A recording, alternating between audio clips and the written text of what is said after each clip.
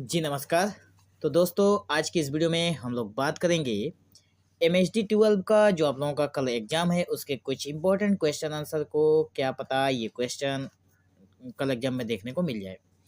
तो प्रश्न है दूजो कबीर की संवेदना पर विचार करते हुए विजयदान देथा के योगदान का रेखांकित कीजिए। ठीक है, तो आंसर हम लोग लिखेंगे कि विजयदान देथा जिन्हें बिज्जी के नाम से भी जाना जाता है आधुनिक भारतीय साहित्य और विशेष रूप से राजस्थानी भाषा में एक महत्वपूर्ण कथाकार और संवेदनशील रचनाकार के रूप में प्रसिद्ध हैं। उनकी कहानियों में मानवीय संवेदना, समाज के हाशिए पर पड़े लोगों की आवाज़ जो है, सांस्कृतिक परंपराओं के प्रति गहरी समझ झलकती है। कबीर की संवेदना पर विचार करते हुए देथा के योगदान को कई आयामों में रेखांकित किया जा सकता है। पहला है मानवता और समानता का संदेश, जिसमें कबीर की रचनाओं का मूल भाव मानवतावाद और समता का संदेश है। विजयदान देथा ने अपनी कहानियों में इन विचारों को आधुनिक संदर्भ में प्रस्तुत किया। वे समाज में मौजूद वर्ग, जाति और धर्म के भेदभाव के खिलाफ और उनकी कहानियाँ इन सामाजिक जटिलताओं को गहराई से उकेरती है, मतलब निकालती है। संवेदनशीलता और समाज का यथार्थ चित्रण की अगर बात करें तो कबीर ने अपनी रचनाओं के माध्यम से समाज के पाखंड और असमानताओं पर प्रहार किया है। इसी तरह देथा ने अपनी कहानियों में ग्रामीण समाज की वास्तविकताओं को बड़े प्रभावी ढंग से उकेरा। उनकी कहानियां जैसे दूजो कबीर या दुविधा न केवल मनोरंजन करती है बल्कि समाज को आत्मनिरीक्षण के लिए भी प्रेरित करती है।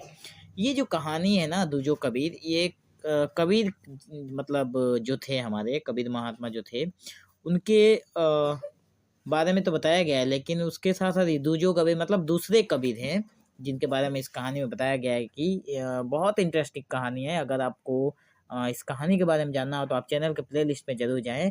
MHD 12 का प्ले लिस्ट बना हुआ है जिसमें दूजो कबीर जो कहानी है पूरी कहानी को अपलोड किया हुआ है। ठीक है, लोक संस्कृति और परंपराओं का पुनरावलोकन। देथा ने लोक कथाओं और परंपराओं को साहित्य के केंद्र में लाकर उन्हें नई व्याख्या दी। कबीर के दोहों की तरह उनकी कहानियां भी सरल प्रतीत होती है, लेकिन उनके भीतर गहन दार्शनिकता और मानव संवेदनाओं का अद्वितीय प्रभाव है।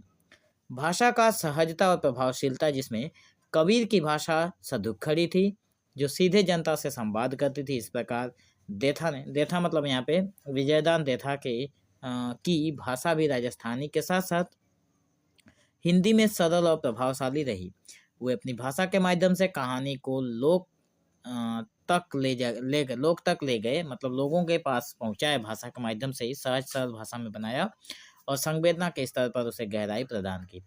समाज सुधार और साहित्यिक अभिव्यक्ति की अगर बात करें तो कबीर की तरह देथा ने भी अपनी साहित्य के माध्यम से पाखंड, रूढ़िवाद और सामाजिक अन्याय के खिलाफ आवाज उठाई। उनकी कहानियां न केवल मनोरंजन करती है बल्कि सामाजिक जागरूकता फैलाने का काम भी करती है।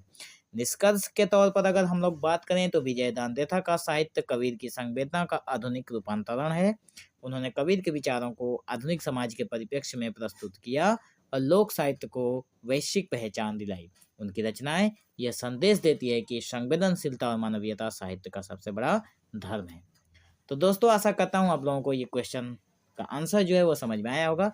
मिलते हैं हम लोग नेक्स्ट वीडियो में, तब तक के लिए चैनल के साथ जरूर बने रहें।